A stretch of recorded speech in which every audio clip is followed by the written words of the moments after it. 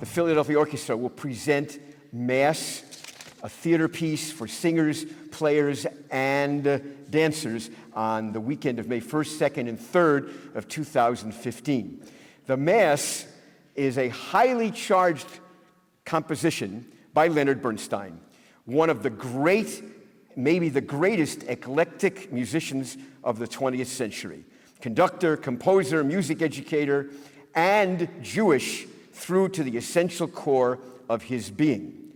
The Mass has been viewed by critics and scholars as probably the best of his works in some ways, and many scholars consider it to be the worst of his works. Certainly at the time when he wrote it, it was panned, and I'm going to read to you some of the descriptions by the critics at the time. It is a combination of serious music and show music. It is a combination of liturgical music, sacred settings of biblical texts, and popular music. There are liturgical texts from the Latin Mass. There are English lyrics added by no less than Paul Simon of Simon and Garfunkel, and English lyrics also by the great Stephen Schwartz, who is represented today on Broadway by Wicked, Pippin, Prince of Egypt, Godspell, and so many others. There are quotes in Hebrew and certainly quotes in Latin. There are contradictory qualities in the Mass. It is lofty and profane. It is innocent and political. It is profound and it is audacious, bordering on vulgar. The biographer of Leonard Bernstein, a man whose name is Humphrey Burton, wrote that this piece is the closest he ever came to achieving a synthesis between Broadway and the concert hall. It is his best use of eclectic style, classical, pop, rock, adult singers, children's singers, symphonic instruments, marching bands, rock bands, classical, operatic, pop, and Broadway singing. The word eclecticism defines Leonard Bernstein. It defines him throughout his life, especially in this piece, written at a time when eclecticism was not necessarily a quality that was to be aspired to or sought after. Now, Leonard Bernstein did many things, and he was very proud of all of them, but he was also very aware that people in different categories in the musical world were critical of him in all these different things. In 1987, 3 years before he died, I found a wonderful quote taken by Maestro Bernstein where he was speaking to a group of students at Tanglewood, and he said as follows: "The composers don't consider me a real composer. The conductors don't consider me a real conductor, and the pianists don't consider me a real pianist." That Bernstein was insecure about his conducting seems to me hard to believe, but he did endure frequent belittling of his own music, especially his large symphonic scores. He had been asked by the Kennedy family first to be the director of the Kennedy Center, and then decided to write a new piece and to write a setting of the Catholic Mass. But the project very quickly grew way bigger than his original intent. In Bernstein's composition, a setting of the Latin text of the Catholic Mass is interwoven with songs and choruses in English, expressing Bernstein's familiar theme concerning the difficulty of finding and sustaining faith in God at a time of recurring wars and countless instances of man's inhumanity to his fellow man. In June 1971, 3 months before the premiere of the piece, it wasn't finished, and he reached a point of supreme writer's block. His sister, Shirley, was an agent, and she introduced him to the very young Stephen Schwartz, her client, who was featured in New York at that time as the composer of Godspell. Bernstein saw the show, met with Schwartz, called his sister that he has found his collaborator. Within 2 weeks, the show was completed. At the premiere in the fall of 1971, President Nixon was strongly advised by J. Edgar Hoover, the director of the FBI, not to go because the peace elements of the Mass would be construed, according to Mr. Hoover, as being anti the war in Vietnam. The piece was a huge hit. There is the description of a 3-minute silence at the conclusion of the piece, followed by a 30-minute standing ovation. But listen to some of the critics. In New York, there's a magazine like Philadelphia called the New York Magazine, and there was a particularly nasty theater and music critic whose name was John Simon.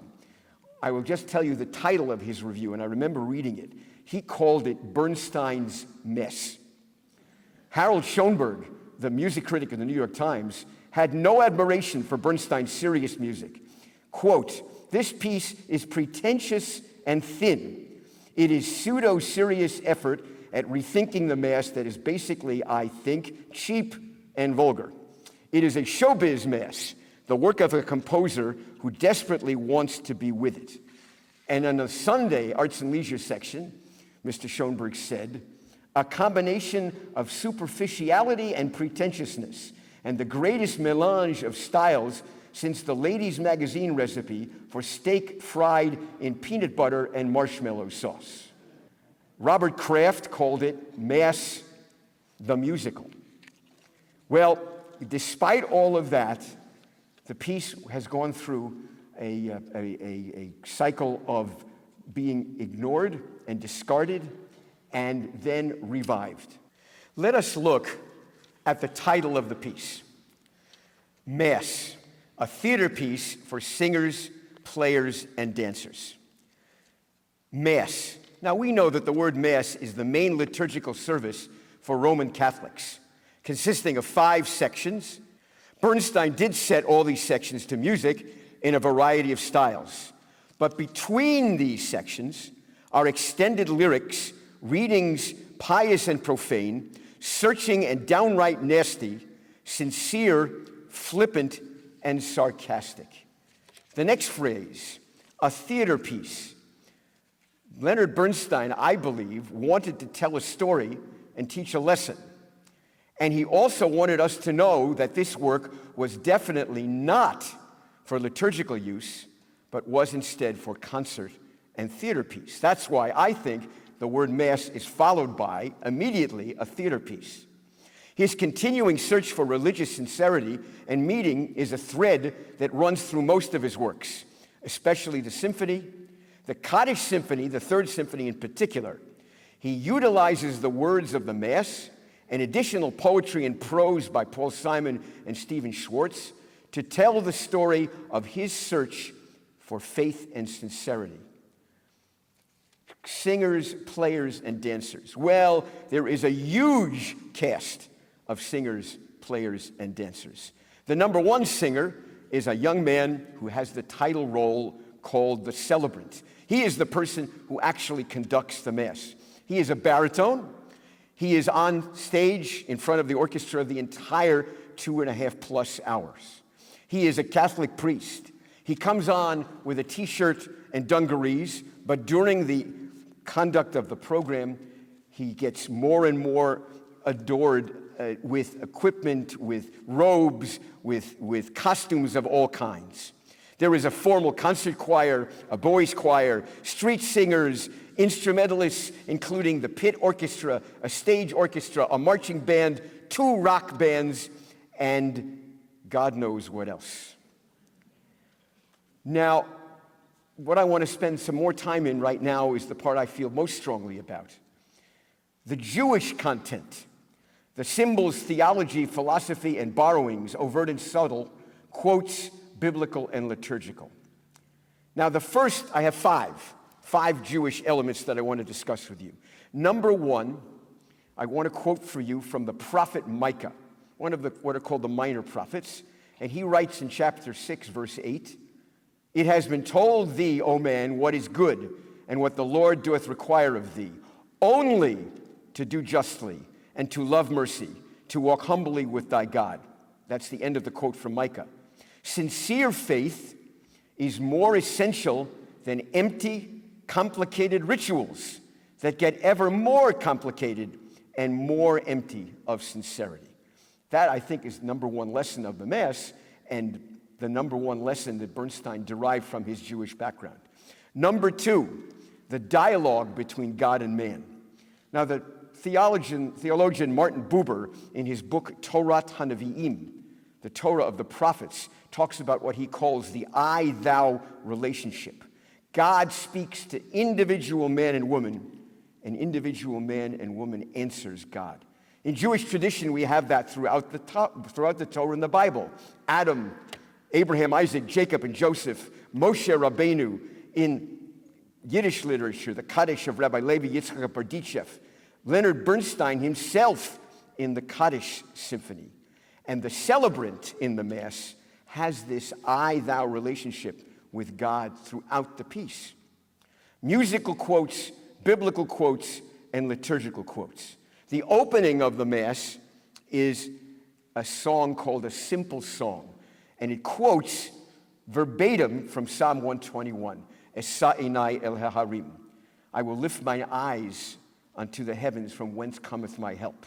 We have in the Mass Hebrew, Kadosh, Kadosh, Kadosh, Adonai Tsevaot, Melochol Haaretz Kivodo, from Isaiah chapter 27. Holy, holy, holy, which is the root prayer of every form of Kedusha that we have in every service.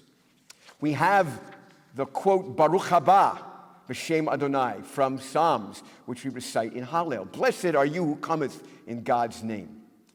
There is a rabbinic story called the Mashrokit, the whistle. It was written up by Peretz, and it describes a child playing the High Holy Day prayers on his flute. And the rabbi of the congregation, much to the annoyance of his congregants, allows the child to play the flute because he feels that the playing of the flute is more sincere than any other prayers that he hears. In the Mass, the children's choirs sing Kyrie eleison and then repeat the melody for Kyrie eleison on kazoos. And that, to me, is reminiscent of the story, the Mashrokit. Last, and most profound and most basic, the celebrant at the end of the Mass, in a fit of anger, smashes the chalice, the cup that he needs to complete the ceremony of the Eucharist. I saw the Mass in 1972 at the Metropolitan Opera House, and I saw then and felt at the time that this smashing of the chalice is obviously a moment of terrifying horror taken directly from the book of Shemot, the book of Exodus. We remember upon Moses' return from Mount Sinai with the tablets of the covenant, Moses witnesses the golden calf, the Egel HaZahab, and smashes the tablets of the covenant. The celebrant does the exact same thing with the chalice. Our guest artists will play for us the third meditation. Third meditation is about 8 minutes. It has all of these concluding themes that we hear at the end of the Mass. And after we hear that, I have some concluding remarks, and then we'll all be prepared to answer some questions. So here is our wonderful cellist and pianist to play for us meditation number 3.